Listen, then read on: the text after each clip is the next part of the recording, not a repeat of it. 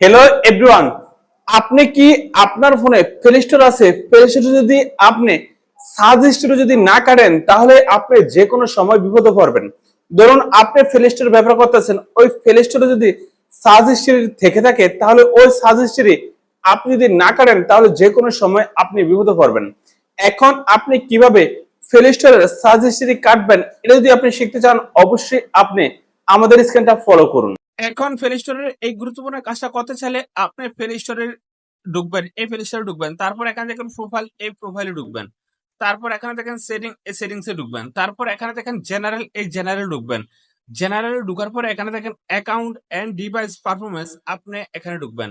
এখানে ঢুকার পরে আপনি কি করবেন, এভাবে নিচে আসবেন। এভাবে নিচে আসার পরে এখানে দেখেন হিস্টোরি, এখানে দেখেন ক্লিয়ার ডিভাইস সার্চ হিস্টোরি, আপনি এখানে ঢুকবেন। এখানে ঢুকার পরে এই যে এখানে দেখেন ক্লিয়ার ডিভাইস সার্চ হিস্টোরি, এখানে দেখেন ক্লিয়ার হিস্টোরি। আপনি যখনই এই ক্লিয়ার হিস্টোরিতে চাপ দিবেন তখন কিন্তু আপনার প্লে স্টোরে সবকিছু ক্লিয়ার হয়ে যাবে।